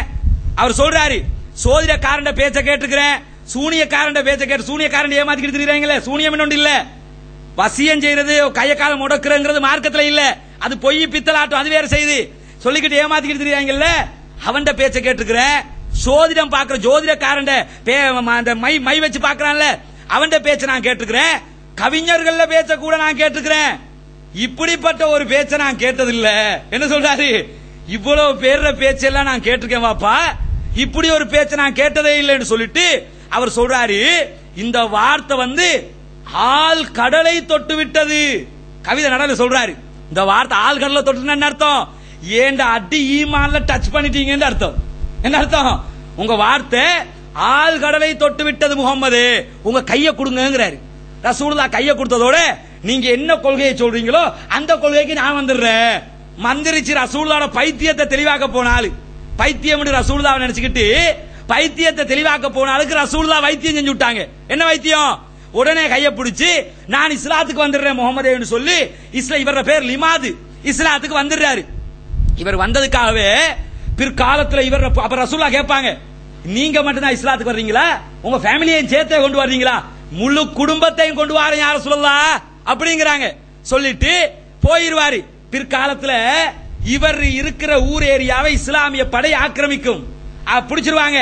பிடிச்சிட்டு அந்த வழியா ரசூலுல்லாஹ் போக்குல கேட்பாங்க, இந்த லிமாதுடைய மகள் நின்றுகிட்டு இருப்பாங்க, ஒரு பாத்திரத்தோட வச்சுக்கிட்டு நிப்பாங்க. அப்ப கேட்பாங்க, இந்த ஊர்ல பிடிச்சீங்களே, இந்த நாட்டை கைப்பற்றினீங்களே, இந்த நாட்டில இருந்து எதையாவது எடுத்தீங்களான்னு கேட்பாங்க. அப்ப அந்த அம்மா அந்த ஊருக்கு அந்த கூட இருந்த சஹாபாக்கு, ஆமா யார சொல்லலாம், ஒரு பாத்திரம் ஒன்று இருந்துச்சு அதை எடுத்துட்டு நாங்க அப்படிமாங்க, அது திருப்பி கொடுங்க. லிமாதுடைய குடும்பம் இருக்கக்கூடிய இடம் இது, லிமாது யார் தெரியுமா அப்படின்ட்டு தான் இந்த வரலாற்றை சொல்லுவாங்க. லிமாதுன்னா ஆரம்பத்துல இப்படி என்ன பைத்தியம் நினைச்சுக்கிட்டு வந்தாரு, ரொம்ப தெளிவா போயிட்டாருன்னு சொல்லி, இப்படி பைத்தியக்காரன் சொன்னவங்களோட, கிறுக்கன் சொன்னவங்களோட, சூனியக்காரன் வசபாடினவங்களோட, விமர்சிச்சு தெரிஞ்சவங்களோட ஒண்ணுக்கொண்டு ஒண்டியா நின்று சண்டை பிடிச்சு, அவங்களோட அடிதடிப்பட்டு பிரச்சனைப்பட்டு பல்லு உடைப்பட்டு ரத்தம் சிந்தி இந்த மார்க்கத்தை கொண்டு வந்து இதுதான் பியூரான இஸ்லாம் தந்துட்டு போனா, இன்றைக்கு என்ன செய்யறான், அவருக்கு துவா இவருக்கு துவா, அந்த தௌபா இந்த தௌபா நடக்குதா இல்லையா, இதுக்கு தான் சொல்ல வர. இஸ்லாம்டா என்ன, இவ்வளவு கஷ்டத்தோட உருவாக்கப்பட்டிருக்கிறது.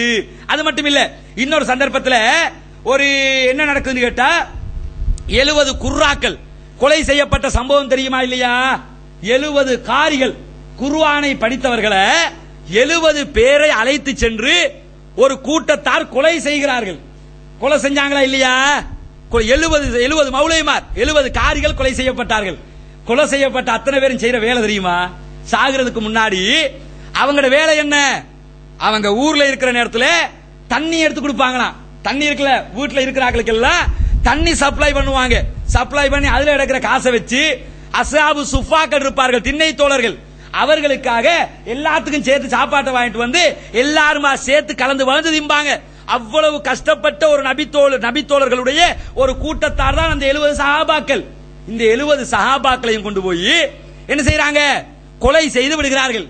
கொலை செய்யறதுக்கு முன்னாடி அந்த சஹாபாக்கள் ஒரு துவா கேட்பார்கள் அல்லாஹ்விடத்துல. முஸ்லிம்ல வரக்கூடிய ஹதீஸ்ல என்ன துவா கேட்கிறாங்க, அல்லாஹும்ம பல்லிக் அன்னா நபியினா, இறைவா எங்களுடைய நபிக்கு எங்களுடைய இந்த செயல்பாட்டை எத்தி வைத்து விடு.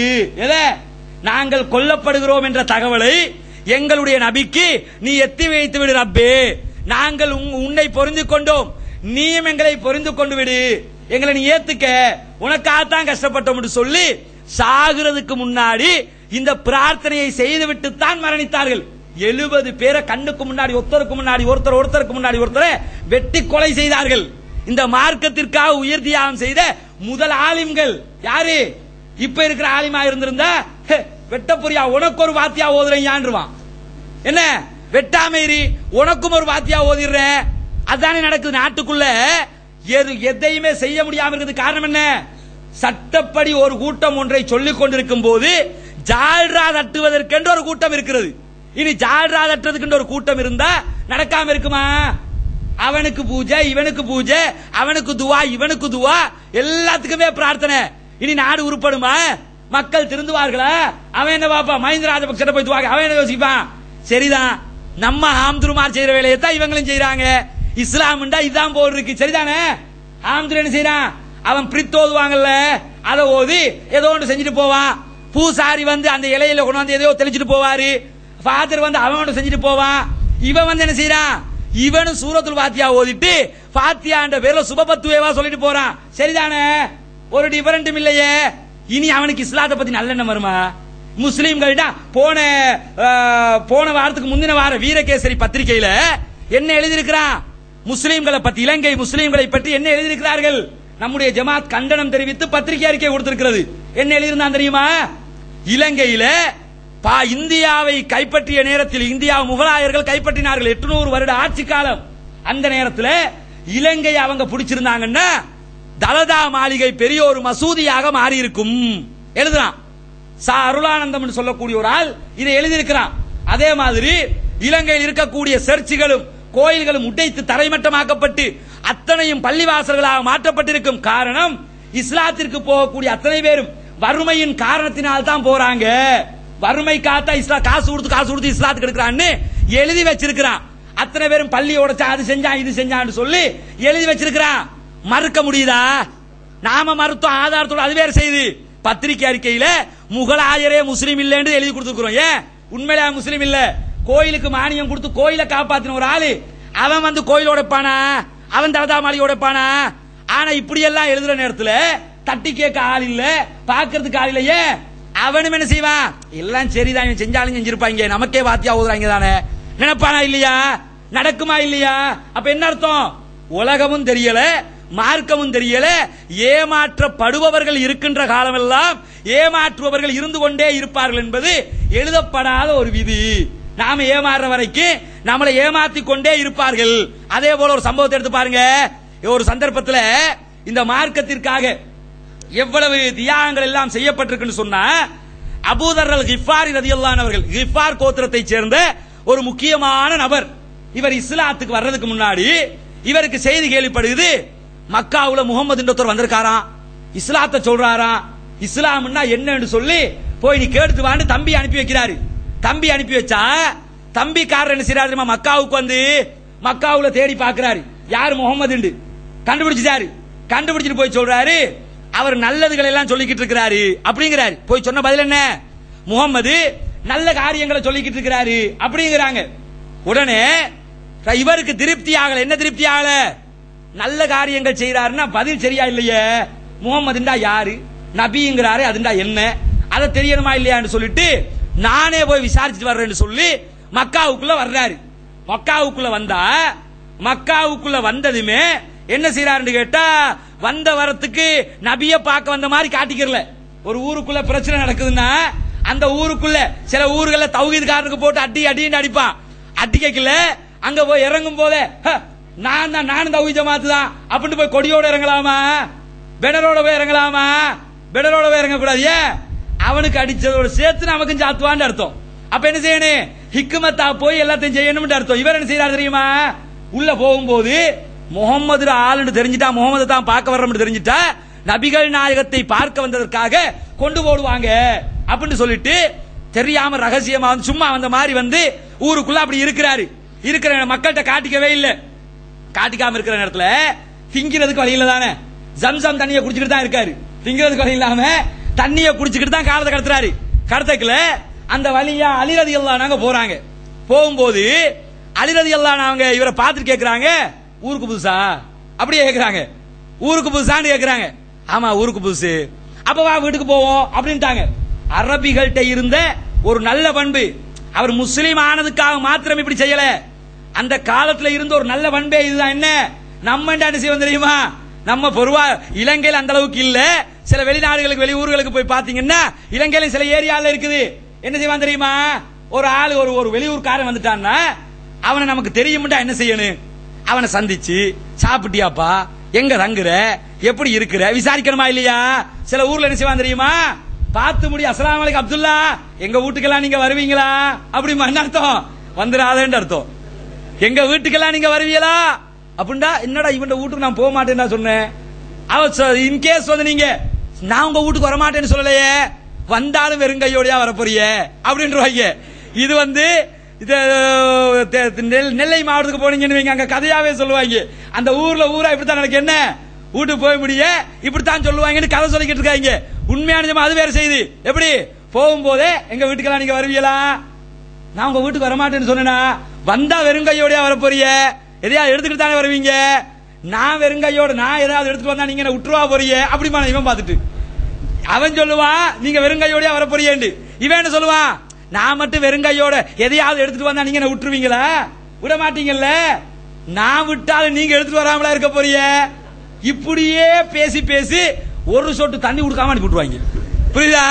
இது நம்ம ஊர்லயும் சில ஏரி, நம்ம நாட்டிலேயே இலங்கையிலேயே பல ஊர்கள்ல இருக்கு. விருந்தோம்பல்ங்கிறது அறவே இல்லாத ஏரியா இருக்கு. என்ன வழங்கனு விருந்தோம்பலுக்கு இதுல ஒரு படிப்பினை இருக்குது. இவர் பார்த்துட்டு வெளியூர்காரரா ஆமாண்டதோட பாப்பா வீட்டுக்கு போவோம் அப்படின்னு அலி ரலியல்லாஹு அன்ஹு கூட்டிட்டு வந்துடுறாங்க. கூட்டிட்டு போய் வீட்டுல வச்சு சாப்பாடெல்லாம் கொடுத்துட்டு அனுப்பி விட்டுட்டாங்க. அடுத்து நான் இவர் சொல்லல, அலி ரலியல்லாஹு அன்ஹு கிட்ட எதுக்கு தெரியாது இல்ல, யார் நல்ல ஆளா கெட்டவராங்கிறது தெரியல, அதால விஷயத்தை சொல்லல. சொல்லாம அடுத்த நாள் என்ன செய்யறாருன்னு கேட்டா, போய் வந்து ரசூலுல்லாஹ் பத்தி தேடுறாரு. தேடிக்கிட்டு இருக்கல, அன்னைக்கும் கிடைக்கல. கிடைக்காம கஅபாத்துல்லாஹ்வுல யாருமே தகவல் கொடுக்க மாட்டேங்கிறாங்க. அப்ப என்ன செய்யறாரு தெரியுமா? அன்னைக்கு நின்னுகிட்டு இருக்கும் போது இவர் கேட்கிறாரு, இன்னைக்கு அலி ரலியல்லாஹு அன்ஹு பாக்குறாங்க, பார்த்து கேட்கிறாங்க, இன்னைக்கு எங்க நிக்கிறீங்க, வீடு தெரியாதோ அப்படிங்க. என்ன அர்த்தம்? அப்ப உன திங்கிறதுக்கு இல்லாம தானே நிக்கிறீங்க, எங்க வீட்டுக்கு வாங்கன்னு அர்த்தம். இன்னைக்கு உன வந்து அப்படி வெத்தலை வச்சா கூப்பிடணும், நேத்து தான் வந்தீங்களங்க தாராளமா வாங்கன்னு சும்மா காமெடியா கேட்கிறாங்க. அலி ரலியல்லாஹு அன்ஹு சொன்னதோட கிளம்பி வந்துட்டு மனசுக்குள்ள அப்ப ஒரு யோசனை வந்திருக்கும்ல, நல்ல மனுஷனா இருக்காரு போல் இருக்கு, சாப்பாடு தான் தராருல. அப்ப இவர்கிட்ட கொஞ்சம் பேசி பாப்பா. அவங்க கேட்கிறாங்க, 2 நாளா ஊருக்குள்ள உங்களை பாக்குறேன், எதுக்கு வந்தீங்க, என்ன விஷயம் அப்படி கேட்கும்போது, நீங்க நான் விஷயத்தை சொல்லுவேன், யார்ட்டையும் சொல்ல மாட்டேன்னு சத்தியம் பண்ணுங்க அப்படிங்கிறாரு. ஏன் வெளியே சொல்லிட்டு அடிச்சு போடுவாங்கிறதுக்காக. நான் சொல்ல மாட்டேங்க சொல்லுங்க அப்படின்றதோட, நான் முகம்மது என்று சொல்லி ஒருத்தவங்க உங்க ஊர்ல வந்திருக்காராம், இஸ்லாம் சொல்றாராம், அதை கேட்கத்தான் வந்திருக்கிறேன். மார்க்கத்தை படிக்கிறதுக்கு சுபஹானல்லாஹ் எப்படி எல்லாம் கஷ்டப்பட்டு வந்திருக்காங்கன்னு விளங்குதா? எதை படிக்க? பியூரான அந்த இஸ்லாத்தை படிக்க. இதை படிக்கிறதுக்கு எப்படி கஷ்டப்படணுமா? நாம போனாலே நம்மள்ட்ட தான் உண்டியலுக்கு காசு வைப்பாங்க. போய் முடிய போற்று எண்ணெயை தடவிக்க, இதுதான் இஸ்லாம் வச்சிருக்கான். போய் முடிய எண்ணெயை தடவுறதும் பாத்தியா ஓதுறதும் தான் இஸ்லாம் வச்சிருக்கான். ரசூலுல்லாஹ் சொல்லி கொடுத்த இஸ்லாம் அதுவா? போனதோட நீங்க முகமது பார்க்க வந்தீங்க, அவர் நம்ம ஆள் தான்.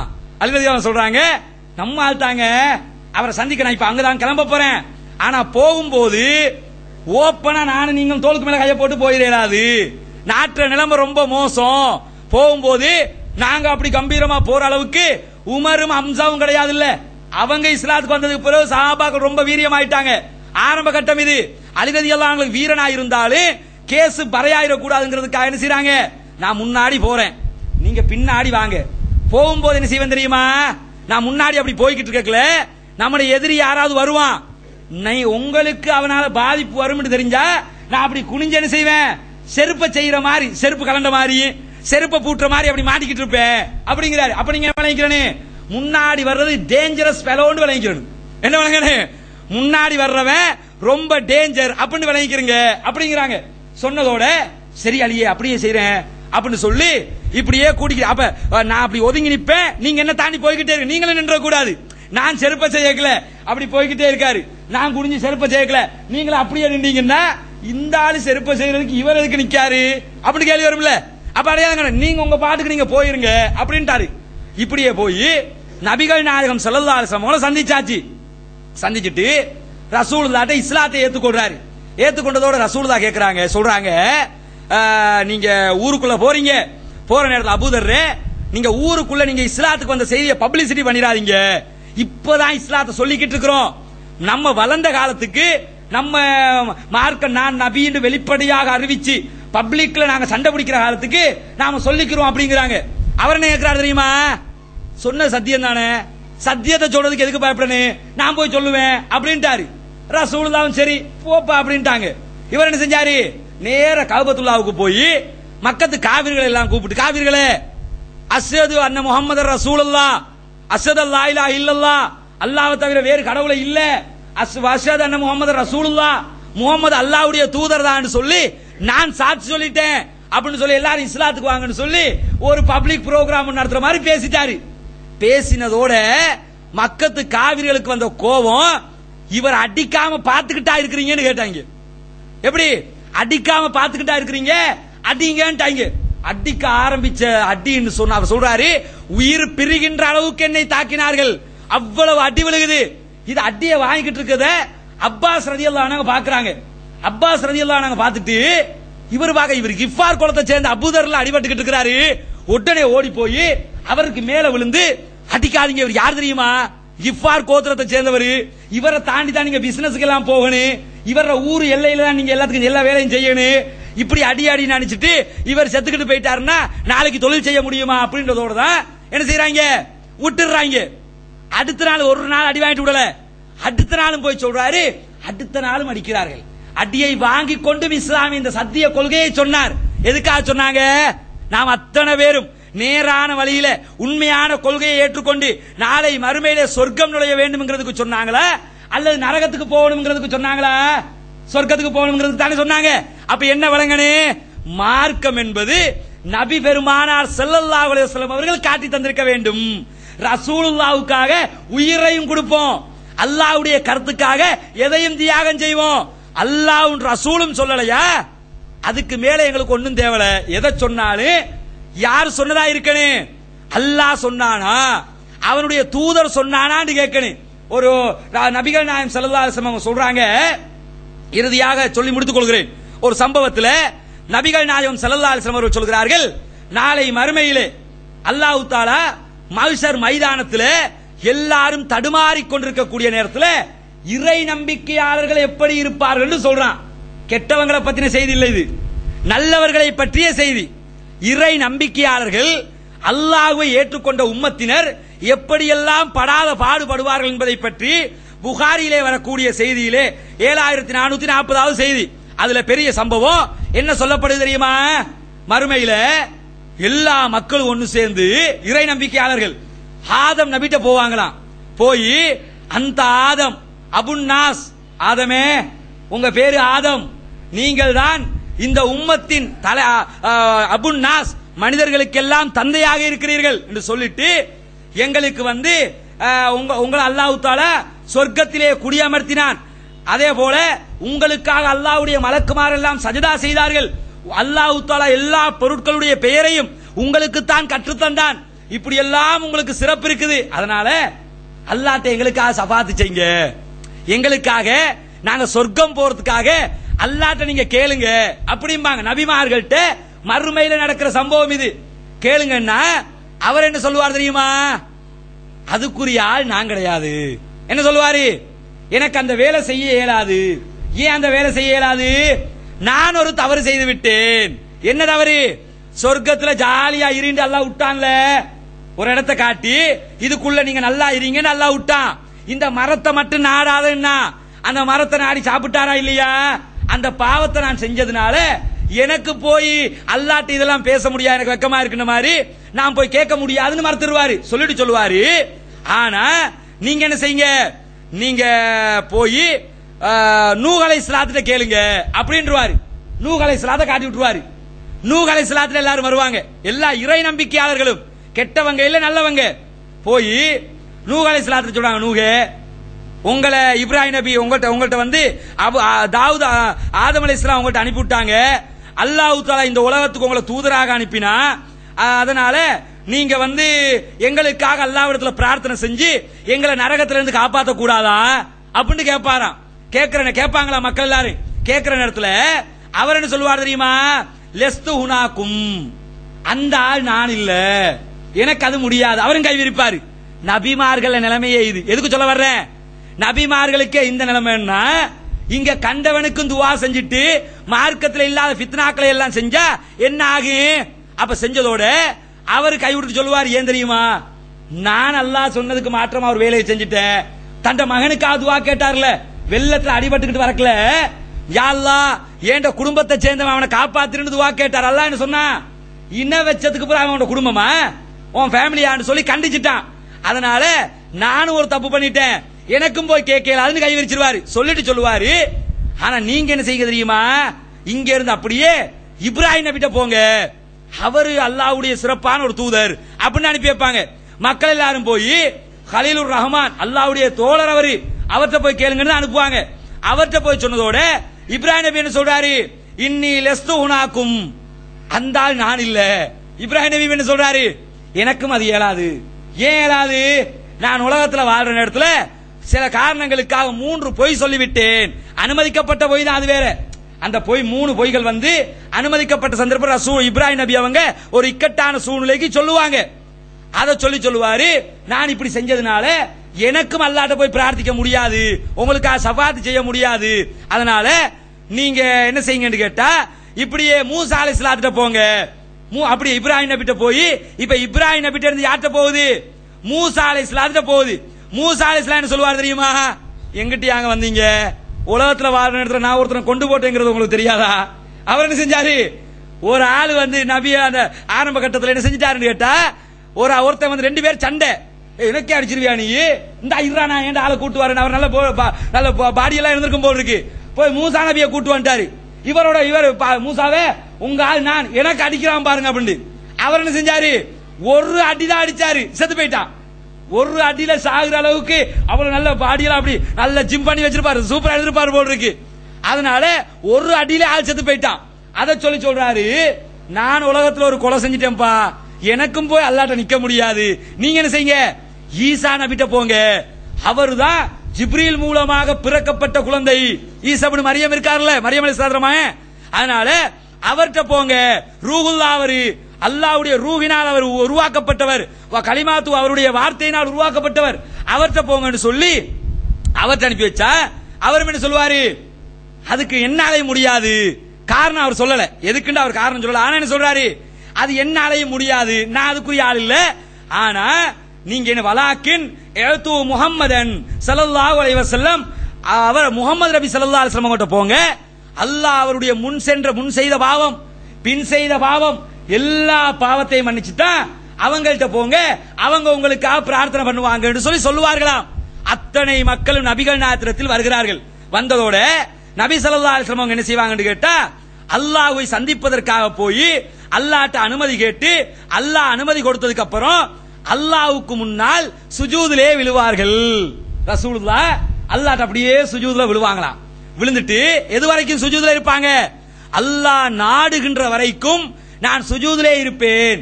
அப்ப அல்லாஹ் என்ன செய்வான்னு கேட்டா, முகமதே எழும்புங்க அப்படின்னு சொல்லிட்டு, உங்களுக்கு என்ன வேணும், நீங்க சொல்றதை நான் கேட்கிறேன், என்ன வேணும் அப்படின்னு கேட்பானா. அப்ப நபிகள் நாயகம் ஸல்லல்லாஹு அலைஹி வஸல்லம் என்ன செய்வாங்கன்னு கேட்டா, இறைவா அல்லாஹ் எனக்கு கற்றுத்தந்த வார்த்தைகளை எல்லாம் வைத்து அவனை நான் போற்றி புகழ்வேன் என்று சொல்லிட்டு புகழ்ந்துட்டு, இந்த மக்களுக்காக நான் பரிந்துரைப்பேன், இவங்கெல்லாம் நல்ல மக்கள், இறை நம்பிக்கை கொண்டவர்கள், உன்ற மார்க்கத்தை சரியாக பின்பற்றியவர்கள், குர்ஆனும் ஆதாரபூர்வமான அதீதம் என்று மாத்திரம் இருந்தவர்கள். சஹாபாக்கள் சொன்னா மார்க்கம் என்று போகல, இமாம்கள் சொன்னா மார்க்கம் என்று போகல, மற்றவங்க சொன்னா மார்க்கம் என்று போகல, நீ சொன்னா மட்டும்தான் மார்க்கம் என்று இருந்தவர்கள் யா அல்லாஹ் அப்படின்னு சொல்லி நான் அவங்கள்ட்ட பிரார்த்திப்பேன் சொல்லிட்டு சொன்னதோட அல்லாஹ் தஆலா கேட்டுக்கிடுவான். திரும்பவும் நான் என்ன செய்வேன், சுஜூதிலே விழுவேன், அப்படியே கேட்பேன், திரும்பவும் விழுவேன். இப்படி 3 தடவை நடக்குமா. 3 தடவை நடந்ததுக்கு பிறகு இறுதியில அல்லாஹ் தஆலா அவர்கள் அத்தனை பேருக்கும் சொர்க்கம் என்று அறிவிப்பான். அறிவிச்சிட்டு யாருக்கு சொர்க்கம் இல்ல தெரியுமா, யார் நிரந்தர நரகத்துக்குரியவர்களோ அவர்களுக்கு சொர்க்கம் இல்லை. யாருக்கு, நிரந்தர நரகத்துக்கு எவன் போவானோ அவனுக்கு சொர்க்கம் இல்ல. இணை வைத்தல் என்பது நிரந்தர நரகத்துல நம்பர் 1. எது, அல்லாஹ்வோட இன்னொருத்தரை கொண்டாந்து அவுலியாக்களை நிறுத்துறது இணை வைத்தல்ல நம்பர் 1. வட்டி எடுக்கிறது நிரந்தர நரகம், களவெடுக்கிற இது மாதிரி நிரந்தர நரகத்துக்கான என்ன செயல்பாடு எல்லாம் இருக்குதோ, இப்படி நிரந்தர நரகத்துக்குரிய காரியத்தை செய்தவர்களை மாத்திரம் அல்லாஹ் தஆலா அனுப்ப மாட்டான்னு சொல்லிட்டு, அஸாயப அஸக ரப்புக மகாமன் மஹ்மூதா, அந்த மகாமன் மஹ்மூதா என்ற இடத்திலே அல்லாஹ் உங்களை எழுப்பக்கூடும் என்ற வசனத்தை நபி பெருமானார் ஸல்லல்லாஹு அலைஹி வஸல்லம் அவர்கள் ஓதி காட்டினார்கள் என்ற செய்தியை புகாரிலே 7440வது ஹதீஸ்ல பார்க்கிறோம். இந்த செய்தி என்ன சொல்லுது, உலகத்துல யார்ட்ட சபாத் யாருக்கு கிடைக்கும், அது ரசூலுல்லாஹ்வுடைய சபாத் வேணும். இங்க இருக்கிற இந்த தௌபா என்ற பேர்ல கிடைக்கிற போலியான துவா அல்ல, நமக்கு எல்லாருக்கும் என்ன வேணும் தெரியுமா? நாளை மறுமையில் நபி ஸல்லல்லாஹு அலைஹி வஸல்லம் அவருடைய ஷஃபாத் வேண்டும் என்றால் என்ன செய்ய வேண்டும்? அல்லாஹ் என்ன சொன்னானோ அதை கேட்க வேண்டும், நபிகளார் எதை சொன்னார்களோ அதை கேட்க வேண்டும். இதை விட்டுவிட்டு இவர்கள் ரெண்டு தரப்பாரும் சொல்லாததை செய்யாததை செய்ய போனால் கண்டிப்பாக நரகம் கிடைக்கும். இப்ப விளங்குதா? ஆலிம்கள் குர்ஆனை அவமதிக்கிறார்கள் என்ன அர்த்தம்? இவ்வளவு ஹதீஸ்கள், இவ்வளவு செய்திகள் அத்தனையும் புறக்கணித்து விட்டு ஷாஃபி இமாம் சொல்லிட்டாரு, ஹனஃபி இமாம் சொல்லிட்டாரு. லேட்டஸ்ட் ஃபத்வா தெரியுமா? அகில இலங்கை ஜம்மியத்துல் உலமாவினுடைய இறுதி ஃபத்வா என்ன? லேட்டஸ்ட் ஃபத்வா அவங்க இணையதளத்தில் 2 நாளைக்கு முன்னாடி அப்டேட் பண்ணிருக்காங்க. என்ன ஃபத்வா? அதாவது பெருநாள் தொழுகை நாம் அறிவித்திருக்கிறோம். நபி பெருமானார் ஸல்லல்லாஹு அலைஹி வஸல்லம் அவர்கள் அவர்களுடைய வாழ்க்கையில் ஒரு நாள் கூட பள்ளி வாயிலில் பெருநாள் தொழுகை தொழுததே கிடையாது. ரசூலுல்லாஹ் வாழ்க்கையில எவ்வளவு நன்மை, மஸ்ஜிது நபவில தொழுதா எவ்வளவு நன்மை, மஸ்ஜிது ஹராம்ல தொழுதா எவ்வளவு நன்மை, இவ்வளவு நன்மைகள் இருந்தும் பள்ளி வாசலுக்குள்ள ரசூலுல்லாஹ் தொழல. ஆனா ஜம்மியத்துல் உலமாவுல இருக்கிற உலமாக்களுக்கு ரசூலுல்லாஹ் செய்யறது முக்கியம் இல்ல. யார் செய்யறது முக்கியமா? ஷாஃபி இமாம் செஞ்சதா முக்கியம் அவங்களுக்கு, ஹனஃபி இமாம் செஞ்சதா முக்கியம், அவங்க சொன்னதுதான் முக்கியம், இவங்க சொன்னதெல்லாம் தேவல. என்ன ஃபத்வா எழுதி வச்சிருக்காங்க? திடல் தொழுகை பற்றிய இலங்கை முஸ்லிம்களுக்கான அறிவித்தல். என்ன அறிவித்தலாம்? திடலில் தொழுகை நடத்துவது என்பது மக்ரூஹான ஒரு செயல்பாடு. ஹலால் இருக்குது மார்க்கத்துல, ஹராம் இருக்குது மார்க்கத்துல, மக்ரூஹ் இருக்குதா? மக்ரூஹ்னா வெறுக்கப்பட்டதுன்னு அர்த்தமா?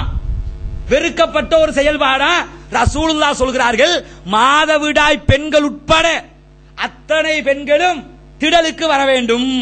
தொழுக நேரத்தில் மாதவிடா பொம்பளை என்ன செய்யுங்க, கொஞ்சம் ஒதுங்கி நின்றுக்கிறோம் என்று சொல்லி மாதவிடாய் பெண்கள் கூட பெருநாள் திடலுக்கு வர வேண்டும் என்று நபிகள் நாயகம் சொல்கிறார்கள்.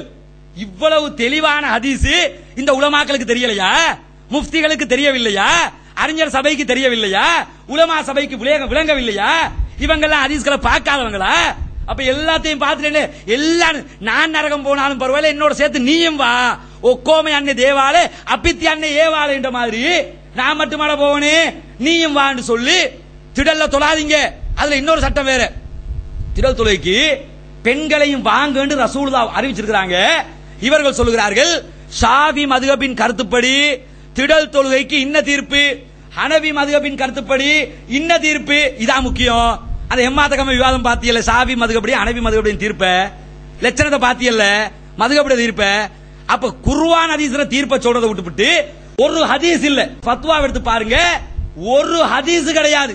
ஷாஃபி இமாம் சொன்னார், ஹனஃபி இமாம் சொன்னார். அதுல வேற பெண்கள், இளம் பெண்களை திடலுக்கு அழைத்து வருவதில் பிரச்சனை ஏற்படுமாக இருந்தால் நீங்கள் அதை மக்ரூஹாக வைத்துக் கொள்ளுங்கள். அது மக்ரூஹ், எல்லாம் மக்ரூஹ். ஆனா மெக்டொனால்டு ஹலாலு, KFC ஹலாலு, எல்லாத்துக்கும் 25,000 ரூபாய் காசு வாங்கிட்டு 30,000 ரூபாய் காசு வாங்கிட்டு ஹலால் சர்டிபிகேட் கொடுக்கிறதுக்கு எல்லாம் ஹலாலு, அதெல்லாம் ஹலாலு. பெண்களை திடலுக்கு வாங்கிட்டு ரசூலுல்லாஹ் சொல்றது ஹராம். விளங்குதா உங்களுக்கு? ஹலால் சர்டிபிகேட்ல லட்சணம் தனியா சொல்லுவேன், காலையில ஃபஜ்ர்ல கூட சொல்லி இருக்கிறோம். அதெல்லாம் ஹலாலு, விமர்சிக்கிறதுக்காக சொல்லல. ஹலால்னா இன்னைக்கு எப்படி ஆச்சு? எதை எடுத்தாலும் ஜம்மியத்துல் உலமா சீல் இருக்கான்னு பாக்குறான். ஜம்மியத்துல் உலமா சீல் குத்திட்டு ஹலாலாப்ப, ஜம்மியத்துல் உலமா சீல் குத்தாதெல்லாம் ஹராமாப்ப. ஒரு கம்பெனி நடத்துறீங்க, இப்ப ஒருத்தர் இறைச்சி கடை வச்சிருக்கான்னு வைங்க, வருஷம் லைசன்ஸ் புதுப்பிக்கணும். அவங்க கொடுத்ததை நீங்க ஒரு வருஷம் தவறிட்டீங்க வைங்களே, நீங்க பிஸ்மில்லா சொல்லி அல்லாஹ் அக்பர் சொல்லி அறுத்தாலும் அது ஹராம். ஏன் ஹராம்? அதான் ஜம்மியத்துல் உலமால காசு ஆட்டல, நீங்க அல்லாஹ்வுடைய அத்தாரிட்டி மாதிரி நினைச்சுக்கிட்டு இருக்காங்க. ஜம்மியத்துல் உலமா அல்லாஹ்ட்ட நேரடியா வஹி வர்ற மாதிரி நினைச்சுக்கிட்டு ஹலாலை எல்லாம் ஹராமாக்கி ஹராத்தை எல்லாம் ஹலாலாக்கி பெருநாள் திடலுக்கு போகாதீர்கள், மக்ரூஹ். அது மார்க்கத்துல சட்டம் ஒன்று இருக்குதா? நபி பெருமானார் ஸல்லல்லாஹு அலைஹி வஸல்லம் அவங்க சாப்பிட போய் நிக்கிறாங்க, ஒரு இறைச்சி சாப்பிடுறதுக்கு. ரசூலுல்லாஹ்ட்ட வீட்டுக்காரங்க சொல்றாங்க, யார் சொல்லலாம், அது உடும்பு கரியாக்கு அப்படிங்கிறாங்க. அவரு காலித் இப்னு வலீத் ரலியல்லாஹு அன்ஹு சாப்பிட போயிருப்பாங்க, அது உடும்பு கரியாக்கும்ன்றதோட ரசூலுல்லாஹ் என்ன செய்றாங்க, அப்படின்னா எனக்கு வேணாம் அப்படின்ட்டாங்க. அப்படின்றதோட காலித் இப்னு வலீத் ரலியல்லாஹு அன்ஹு கேக்குறாங்க, யார் சொல்லலாம், ஹராமுன் ஹாதா, இது ஹராமா? ஹராம் எல்லாம் இல்லப்பா, எனக்கு பிடிக்கல. ஹராமா? அது எனக்கு பிடிக்கல, உங்களுக்கு பிடிக்கலையா? அவ்வளவுதானா? அதை தாங்க நானே அடிச்சு விட்டுறேன், அவர் வாங்கி அடிச்சு விட்டார் அதையும் சேர்த்து. என்ன அர்த்தம்? மக்ரூஹ்னு அப்ப மார்க்கத்துல இருக்குதா? ஹலால் இருக்குது, ஹராம் இருக்குது. குமரு பிள்ளைகள் வருவது ஃபித்னா என்று இருந்தால் அவர்களை திடலுக்கு மிஞ்சி மிஞ்சி நீங்க கொண்டு வர மக்ரூஹ் தான். மக்ரூஹோட வெறுத்துக்கிட்டே நீங்க தொழுகை நடத்துங்க.